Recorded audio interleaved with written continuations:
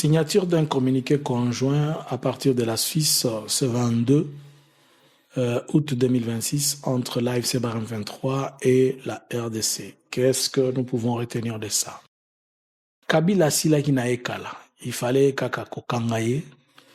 Il fallait qu'on maîtrise. Mais tala siko yobotiki akomi kokende. Qu'on se plaindre na États-Unis. C'est ce que déclare Martin Fayulu. Bonjour, bonsoir. Nous vous saluons de partout où vous êtes en train de nous suivre. Nous, c'est Analysons Congo. Nous venons ce matin, ce soir. Cela dépend de l'heure, cela dépend du moment où vous nous donnez l'occasion et l'opportunité d'être chez vous. Si c'est votre première fois de nous suivre ici, nous vous demandons de liker, de partager et rester connectés. Nous vous invitons ce soir à notre live à partir de 21h. Chaque jour, chaque mercredi, vendredi et dimanche, le prophète est en ligne à 21h pour analyser ensemble avec vous. Alors, l'AFC Barème 23 était en discussion encore avec le gouvernement congolais au niveau de la Suisse. Et leurs discussions portaient sur beaucoup de choses dont nous allons essayer un peu d'évaluer le soir, mais ici nous faisons juste en brosse un peu. Mais alors, ils sont arrivés à produire un communiqué conjoint devant la présence de tout le panel de médiataires. Comme vous le savez, c'est le Qatar, les USA, le Togo pour le compte de l'Union africaine, la Suisse aussi qui est intervenue, les CICR intervient aussi et d'autres ONG, organisations internationales et le parti de la RDC comme de l'AFC Barème 23. Et c'est ainsi qu'un calendrier, un feuille de route a été mis en place. Et une nouvelle chose, c'est qu'au moins demain le 24, il est prévu qu'on aille dans les cadres de mécanismes d'opération conjointe, qu'on aille observer au niveau de Minembwe les violations de cessez-le-feu. Et il est prévu, pas dans les mêmes calendriers, mais il est prévu aussi que le 2 septembre, entre le 1er et le 2 septembre, qu'on aille encore faire d'autres vérifications, on y reviendra. Et l'équipe qui va aller, vous connaissez, récemment, il y a une équipe de la FRDC qui a été envoyée à Goma dans les cadres de la MONUSCO. Donc vous comprenez qu'il y a des militaires FRDC qui sont à Goma et dans les cadres des observateurs. Mais alors, nous devons nous poser une question. Félix a fait du bruit et tous ses états-majors ont fait du bruit. Il va organiser un dialogue et dans ce dialogue, il ne va pas y avoir ce qu'il lui appelle le pantin. Mais toute la question, c'est pantin et tout ce qu'il peut dire. Quand il faut dialoguer avec eux, quand il faut négocier avec eux à Doha, Félix le fait. Mais quand Félix va appeler maintenant les dialogues, il nous dit que ceux-là ne vont pas venir. On peut se poser la question, est-ce que ces choses ont un sens? Les mêmes personnes avec qui il négocie, mais ce sont les mêmes personnes qui veulent ne pas dialoguer avec eux. Si nous devons comprendre, comme dans l'ère logique, l'AFC Barème 23 a pour patron Joseph Kabila, c'est-à-dire Félix peut négocier avec Kabila, mais il ne peut pas dialoguer avec Kabila. C'est ça la logique, non? Il peut négocier avec Kabila, mais il ne peut pas dialoguer avec Kabila. Alors que les négociations sont quelque part fortes plus que le dialogue. Puisque dans les négociations, on cède, on concède, et on a un droit pour revendiquer des choses. Mais dans un dialogue, on s'arrange à prendre ou à laisser. Mais lorsqu'on négocie, cela devient si fort. Je ne sais pas. Peut-être c'est quelque chose de terminologie ou comment. Mais si vous comprenez, la logique de Félix, c'est qu'il veut organiser un dialogue, mais dans son dialogue, il ne veut pas que les gens qui vont lui demander à rendre des comptes y soient. Et il sait qu'il y a des gens qui lui demandent à rendre des comptes, qui sont des gens qui sont là, Kabila et les autres. Voilà un peu. Alors, par la même occasion, ici, on organise un dialogue, mais on ne veut pas que ceux-là qui négocient soient dans le dialogue. Par la même occasion, l'opposition aussi demande à ce que ceux qui sont en train de négocier viennent, mais celui qui est en train d'organiser les dialogues, il dit non, ceux qui sont en train de négocier avec moi ne peuvent pas venir, mais c'est seulement ceux qui peuvent venir, ce sont ces gens-là qui doivent dialoguer avec moi. Ça se fait comprendre facilement que Félix ne veut pas d'un dialogue inclusif. Il veut des gens qui vont l'accompagner dans ce qu'il a prévu et programmé. C'est là où nous pouvons, c'est ça la conclusion de tout ce que vous pouvez comprendre. Alors, nous allons un peu y revenir dans plus de détails le soir. Nous allons analyser en profondeur les contours et les détails de ce qui s'est passé de l'autre côté.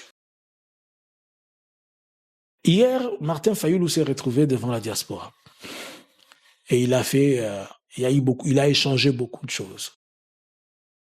Il a dit quelque chose que j'aimerais que vous compreniez un peu. Kabila asila ki na ye déjà. Il fallait bon neutraliser ye. Mais botiki ye sikoyo accueilli États-Unis à lobby balongola ba sanction, a-t-il déclaré Martin Fayulu. Il a dit ça en lingala. Je l'ai suivi encore dire que il explique que je n'ai pas dit qu'il n'y a pas... les Banyamulenge ne sont pas des Congolais, mais j'ai dit qu'il n'existe pas un tribu Banyamulenge. Et ensuite, il dit à la fin, tout ce qu'on est en train de dire là, ça me fait ni chaud ni froid. Je ne sais pas si Fayulu tient encore à sa carrière politique ou il ne tient pas à sa carrière politique. Je ne sais pas si Fayulu continue à être politicien ou bien il se place dans la peau de Gilles Mouniere de l'IDPS. Je ne sais pas si Fayulu pense qu'il est le secrétaire de l'ESID ou bien il est le président de l'ESID. Si on est en train de reprocher à Félix d'être une personne qui s'en fiche, qui s'en fout de tout et qui ne comprend pas d'où il a tiré le pays, où il va avec le pays, et surtout des gens qui ont des déclarations et une langue et des langages faciles. Si on est en train de reprocher ça à Félix d'avoir un langage facile, léger, qui n'est pas aussi diplomate.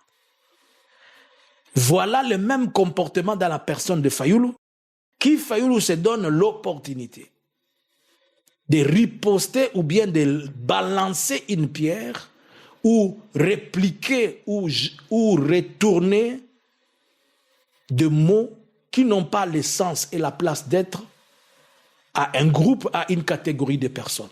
Je vous pose la question. Si Fayulu aujourd'hui est élu président de la République, pensez-vous que les Banyamulenge vont se sentir à l'aise d'avoir un président comme Fayulu? Si Fayulu par hasard, Nandoto, Alali, Alolota, moi nana yembaka nze mo meto négligaka, alobi Alali aloti Fayulu akufi azu bokonzité. Depuis les jours où kanze moi nalobi, cette histoire est prophétique mais les gens ne comprennent pas. Alobi Alali aloti akufi Fayulu azu. Et Alali aloti Fayulu akufi azu bokonzité. Comment quelqu'un qui aspire à devenir président un jour, mais il est en train de baliser le chemin contre la même chose qu'il veut, là où il veut arriver. Ces paroles qui ont été incendiaires jusque-là. Je suis en train de suivre beaucoup de gens des Kadiosha qui sont en train de dire que le gouverneur du Nord Kivu, Musanga Erasto, a dit que le Nord Kivu et le Sud Kivu appartiennent au Rwanda et que le drapeau du Rwanda va être fixé et les jours que dans peu de jours on va chanter l'hymne national, c'est ce qu'il a prétendu dire. Bon, si vous leur posez la question, montrez-nous là où il a dit ça. Il n'y a aucun discours. Kaka bangonde bayoka ki yango na limete. Mutoza na ruchuru azo sola na Kiswahili. Bango bayoka kaka chiluba, bayoka kalingala na chiluba, me bangonde bayoka ki. Bon, ata bazana batu bayoka Kiswahili, kaka bangonde bayoka ki yango batu musu bayoka yango te. Bala kisabatu esika mutu yango alobaki qu'on vous montre où Musanga Erasto l'a dit, personne n'est capable de le dire. Mais ce discours-là est venu juste après la sortie de Fayulu. C'est à ce moment-là que les gens ont commencé à dire des choses qui n'ont pas l'air soubassement, qui n'ont pas de fondement. Est-ce que Fayulu ne comprend pas la gravité de ces déclarations et que cela stigmatise une grande partie de la population? Chaque fois qu'on parle de Banyamulenge, les gens ont tendance à oublier que nous sommes en train de parler d'une ethnie ici. Et on ne peut pas aujourd'hui s'attaquer au Banyamulenge sans savoir que quand vous vous attaquez au Banyamulenge, vous vous attachez à tous les, vous attaquer à tous les Tutsis. Mais curieusement, on n'a jamais fait allusion aux Tutsis burundais. On fait seulement allusion aux Tutsis qui sont dans les Minembwe et aux Tutsis qui sont dans les Nord et les Sud Kivu. Ils oublient que même à Lubero, dans les Lubero, il y a des Tutsis. Ils oublient que même dans l'Ituri, il y a les Tutsis. Ils oublient que même à la frontière avec le Sud-Soudan, il y a aussi des Nilotiques. Nous avons donc cette couche de gens-là. Bon. Si Fayulu a laissé larguer sa bombe là, n'a-t-il pas compris que cela risquerait d'encourager certaines personnes qui disent que non, là-bas on ne nous aime pas, nous ne devons pas aller là-bas, nous devons rester ici chez nous. Lui étant que président, veut-il l'unité du pays ou pas?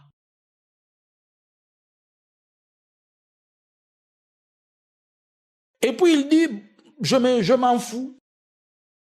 Donc Fayulu a causé l'argent à Moutoua, comme il a président, il a dit, bololé, ce que je m'en fous. Quand je vous avais dit qu'ils ont le même ADN besoin du Bangladesh, Bamela libelle le moko isa mama Marthe libelle a IDPS. Bango nyoso bat bauta na IDPS. Bazana bizaleli moko. En fait, Fayulu, c'est l'extension de l'IDPS. Et si des extensions à IDPS, si les choses que nous sommes en train de... L'unique différence entre Félix et Fayulu, c'est que Félix n'a pas étudié, Fayulu a étudié. Mais les études de Fayulu ne l'ont pas empêché de ne pas consommer l'idéologie de l'IDPS. Écoutez son discours ici qu'il dit. Dans son Gilabino, Kabila a silaki naye déjà. Si on pose la question à Fayulu, Kabila a silaki na nini, tu peux nous répondre un peu. Écoutez les gens du PPRD, faites un effort aussi de recadrer des choses comme ceci. Nous autres, puisque nous sommes des analystes, on veut au moins amener des choses, mais on est limité dans certaines choses, mais essayez un peu de recadrer des gens tels que Fayulu qui sont en train de dire des choses qui n'ont pas de sens. Entre Kabila Nayo, binom bale na nyasila. Po yoku tozala nanute, mais aussi la sans que ozala. Quand il dit que Kabila a sila, bon, entre Fayulu na Kabila na nyasila, na oya na pouvoir lelo Félix, azobanga kaka Kabila alors que azo lukabo maye lui, entre, si je pose la question, excusez-moi, hein, et je m'excuse même pas, j'ai seulement besoin de vous demander votre attention. Si Martin Fayulu va dire que Kabila a silaka Nanini, quelqu'un qui venait de faire, il sort du pouvoir après 18 ans. Et dans la pensée de Martin Fayulu, c'est que Kabila a silaka. Puisque seulement Kabila a dit, on fait une passation pacifique de pouvoir. Bon, entre Martin Fayulu et Kabila, qui oyo a silaka déjà, qui était déjà fini? Puisque Fayulu n'a jamais même eu le pouvoir. Fayulu a été célèbre pendant 2 mois à cause des campagnes, puisqu'on lui avait cédé certaines fauteuils. Et après les 2 mois, Fayulu est devenu musicien jusqu'à aujourd'hui. Tout le monde le voit. Son influence, c'est seulement quand il est avec ces jeunes de Massina là-bas, et ça se limite même pas au niveau du palais du peuple, il n'y arrive même pas. S'il va dans son vers chez lui, dans les bandes d'Undu là-bas, on va le recevoir puisqu'il est natif. Quelle est l'influence de Fayulu? Quelle est l'influence de Fayulu à Goma, Bukavu, Kisangani, Kindu? Donnez-moi l'influence de Fayulu à Kindu. C'est quoi? Mais il dit que Kabila a silaka déjà. Nanini. En pouvoir, en autorité, en influence, ou comment? Si aujourd'hui, jusqu'à aujourd'hui, Félix continue à demander, à chercher des moyens, des mécanismes pour neutraliser, s'il était déjà mort, ce qui a silaka. Mais on est en train de chercher comment neutraliser Mouto Bozo prétendre qu'il y a silaka. Est-ce que ce langage, le langage de Fayulu, c'est un langage à réconcilier? Lorsque vous entendez cette expression de Fayulu ici, Fayulu nga nazo tuna yo lakisa na biso pota ya ona mutu na yo lakisa nga pota cicatrice bomona ki na pari bomona ki cicatrice ya Fayulu na mutu eza wapi na yebaka te soki Fayulu yango ba za ko benga ya balobi aza ya mode nga je me poser la question boso benga papa ya bato pesi kombo ya mode pourquoi oh et qui l'autre là Kabouya l'a appelé frère Edouard. Il a surnommé frère Edouard. Apipe la kabotoko sekara kolelate frère Edouard. Frère Edouard. Frère Edouard, est-ce qu'il peut nous montrer les cicatrices qu'il a dans sa tête? Frère Edouard, ba benga ki osoki ya modé. Est-ce qu'il y a l'expression cicatrice wana? Exact.